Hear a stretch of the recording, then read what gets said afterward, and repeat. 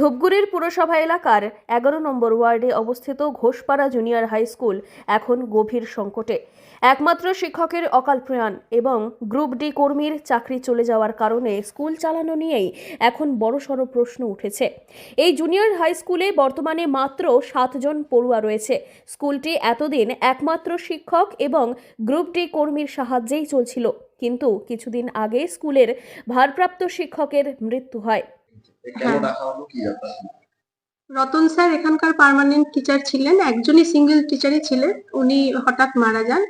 তো উনি মারা যাওয়ার জন্য যে অচলাবস্থাটা সাময়িকভাবে, মানে সাময়িক না, মানে যে অচলাবস্থাটা তৈরি হয় সেটা সামাল দেওয়ার জন্য আমাকে সাময়িকভাবে মৌখিকভাবে স্যার বলেছিলেন যে আপনি ম্যাডাম কিছুদিন থাকুন স্কুলটি, মানে ওনারও পেনশন মানবিকতার জন্য আর কি, যেহেতু স্কুলে যাই হোক একটা চালু রাখার ব্যাপার থাকে। এবং আমার সাথে একজনই গ্রুপ ডি স্টাফ ছিলেন।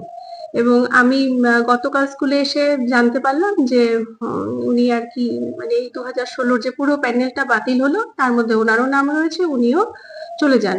এরপর শিক্ষা দফতরের তরফে সাময়িকভাবে একজন শিক্ষিকাকে দায়িত্ব দেওয়া হয় স্কুল পরিচালনার জন্য। কিন্তু বৃহস্পতিবার সুপ্রিম কোর্টের রায়ে চাকরি হারান গ্রুপ ডি কর্মী অমল মণ্ডল। ফলে বর্তমানে স্কুলের খাতায় কলমে কোনো স্থায়ী শিক্ষক কিংবা কর্মীই নেই। স্কুলের ভারপ্রাপ্ত শিক্ষিকার কথায় অস্থায়ীভাবে চাকরি পেয়েছি, কিন্তু এখনও পুরো স্কুল চালানোর দায়িত্ব একা বহন করা কঠিন হয়ে দাঁড়িয়েছে। স্থায়ী শিক্ষক না থাকায় পড়ুয়াদের ভবিষ্যৎও অনিশ্চিত। আমি অফিসিয়াল কাগজপত্র আমি নিজেই বুঝে উঠতে পারিনি। আমি একদম নতুন এসেছি, তো এতটা আমার কাছে নলেজ নেই। তাহলে এই পরিস্থিতিতে স্কুল থাকে, তাহলে ভবিষ্যতে বাচ্চাগুলোর ভবিষ্যৎ তো অন্ধকারে। হ্যাঁ, যদি কোনো শিক্ষকও নেই, পার্শ্ব শিক্ষকও নেই কোনো, মানে নিশ্চয়ই সেটা তো আমরাও খুব চিন্তিত। দেখি উপরি মহল থেকে কি ভাবা হয়। মানে গতকালের এই বিষয়টা কিভাবে দেখছেন একজন শিক্ষিকা হিসেবে, যে গতকালের যে রায় হয়েছে তারপরে অনেকে হতাশায় এটা ভুগছে? আমাদের শিক্ষক কুলের জন্য একটা অন্ধকার দিন। আমরা এইরকম একটা পরিস্থিতির শিকার হবো কোনোদিনও আমরা ভাবিনি। আমরা শিক্ষা দান করতে এসেছি, সেই জায়গাটা আমাদের বিঘ্নিত হচ্ছে।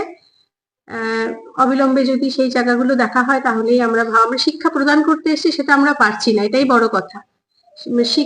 শিক্ষার্থী নেই কেন সেটাও একটু খতিয়ে যেন দেখা হয়।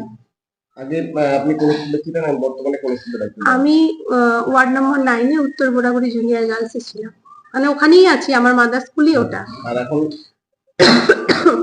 এখন আমি মানে শুধু স্কুলটা মানে একটু চালু রাখার জন্যই আমাকে পাঠানো হয়েছে। স্থানীয় বাসিন্দাদের কথায় স্কুলে এমনিতেই ছাত্রছাত্রীর সংখ্যা অনেক কম। এখন শিক্ষক এবং কর্মী না থাকায় স্কুলের ভবিষ্যৎ কার্যতই অনিশ্চিত।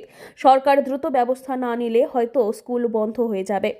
এলাকাবাসীর দাবি, অবিলম্বে একজন স্থায়ী শিক্ষক কর্মী নিয়োগ করা হোক, যাতে পড়ুয়াদের পড়াশোনা অন্তত চালিয়ে যাওয়া সম্ভব হয়। এই সংকট থেকে মুক্তি পেতে শিক্ষা দফতরের হস্তক্ষেপ এখন তাই শুধু সময়ের অপেক্ষা।